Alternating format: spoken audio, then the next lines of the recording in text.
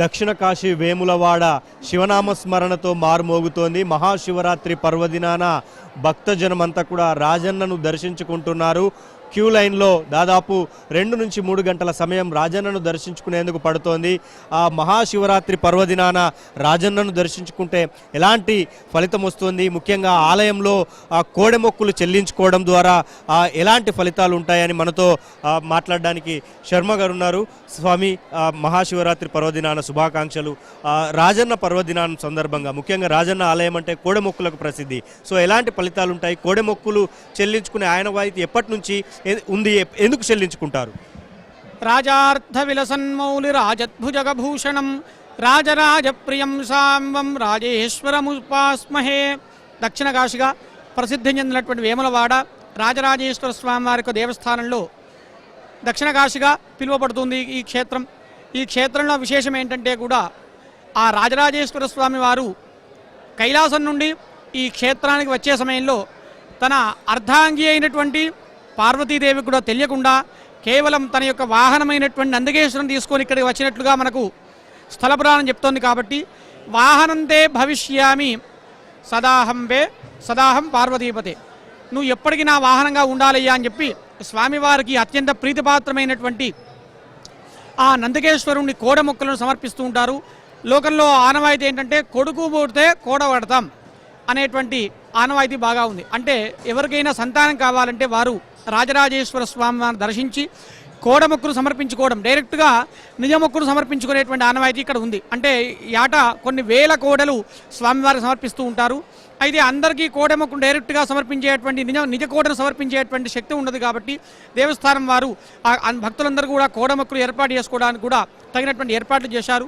కాబట్టి రాజరాజేశ్వర స్వామి వారికి క్షేత్రంలో 2 విశేషాలండి: ధర్మగుండ స్నానం, కోడమొక్కు. ఈ 2 చేస్తే చాలు అన్ని మొక్కులు, అన్ని వారి యొక్క కోరికలన్నీ కూడా నెరవేరినట్లుగా భక్తులందరూ కూడా భావిస్తూ ఉంటారు. శివరాత్రి పర్వదినంలో స్వామివారిని దర్శించుకుంటే ఎలాంటి ఫలితం ఉంటుంది? లోకంలో ఒక మాట అంటారండి, జన్మకొక శివరాత్రి అని.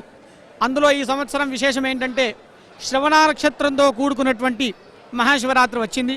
ఈ శివరాత్రి రోజు మనకు శివరాత్రి పురాణంలో ఏం చెప్తారంటే, ఒక వేటవాడు ప్రొద్దున్నుండి కూడా వేటాడి అలసిపోయాడు, కానీ ఎక్కడా అతనికి ఆహారం దొరకలేదు. దాంతో అతను ఉపవాసం ఉన్నాడు. ఉపవాసం ఉండాలని లేడండి, కేవలం అతనికి ఆహారం దొరకక ఉపవాసం ఉన్నాడు. అదేవిధంగా రాత్రిపూట కూడా తిరుగుతూ ఉంటే అతని యొక్క దురదృష్టం వల్ల ఒక పులి అతను వెంబడి పడింది.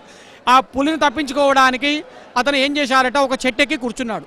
ఆ చెట్టు ఏం చెట్టు అయ్యా అంటే బిల్వ వృక్షం, మారేడు చెట్టు. ఆ మారేడు చెట్టు కింద ఉన్నాడు. కాబట్టి ఆ పులిని భయపెట్టడానికి తన దగ్గర ఉన్నటువంటి కత్తితోటి కింద ఆ మారేడు వృక్షం యొక్క కొమ్మలన్నీ నరికి దానిపైన వేస్తూ ఉన్నాడు. అయితే అతని యొక్క అదృష్టం వల్ల ఆ మారేడు వృక్షం యొక్క మూలంలో ఆ వేర్ల కింద గుప్తంగా ఒక శివలింగం ఉంది. అతని యొక్క అదృష్టం వల్ల లింగోద్భవ కాలంలో అతనికి తెలియకుండానే ప్రొద్దు నుండి ఉపవాసం ఉన్నాడు, జాగారమైంది. దాంతోపాటుగానే ఆ పులిని బెదిరించడానికే వేసినటువంటి మారేడు కొమ్మల ద్వారా ఆ మారేడు బిల్వాలన్నీ కూడా శివలింగం మీద పడ్డాయి. అలాంటి అతనికి ఆ తిన్నడికి స్వామివారు మోక్షాన్ని ప్రసాదించినట్టుగా చెప్తారు. అంటే తెలియకుండానే శివరాత్రి వ్రతాన్ని ఆచరిస్తే ఇంత సత్ఫలితాలు కలిగాయి. అలాంటిది ఎవరైతే భక్తి శ్రద్ధలతో సంకల్పపూర్వకంగా ఈ శివరాత్రి వ్రతాన్ని ఆచరిస్తారో వారికి ఎలాంటి ఫలితం దక్కుతుందో మనం చెప్పడానికి కూడా అలవి కాదండి. అంత మహత్తరమైనటువంటి వ్రతం ఈ శివరాత్రి వ్రతం. సో మొత్తంగా మహాశివరాత్రి పర్వదినాన్ని అంటే దక్షిణ కాశీ వేములవాడలో 2, ఒకటి ధర్మగుండం, 2 కోడెమొక్కు. ఈ 2 కూడా ముఖ్యంగా ధర్మగుండంలో స్నానం ఆచరించి కోడెమొక్కులు చెల్లిస్తే కోరిన కోరికలు నెరవేరుతాయని భక్తుల ప్రగాఢ విశ్వాసం. ముఖ్యంగా కోడెమొక్కు చెల్లిస్తే రాజన్న కోటి వరాలు ఇస్తాడని కూడా ఇక్కడ ప్రసిద్ధి. అందుకే భక్తులు ఎప్పుడు వచ్చినా కూడా ఆ కోడెమొక్కులు చెల్లిస్తూ ఉంటారు. సో శివరాత్రి సందర్భంగా రాజన్న క్షేత్రం భక్తజన సందోహంతో నిండిపోయింది. ఓం నమః శివాయ అంటూ ఇక్కడ ఆలయంలోని అన్ని క్యూ లైన్లు కూడా మారుమోగుతున్న పరిస్థితి మనకు కనిపిస్తోంది. శివరాత్రి పర్వదినాన దాదాపు 3 నుంచి 4 లక్షల మంది భక్తులు వస్తారని అంచనా. మినీ మేడారంతో పాటు అనేక పండగల సందర్భంగా కూడా ఇక్కడికి వచ్చి స్వామివారిని దర్శించుకుంటారు. వేములవాడ నుంచి వీడియో జర్నలిస్ట్ సంపత్తో శ్రీనివాస్, ABN ఆంధ్రజ్యోతి.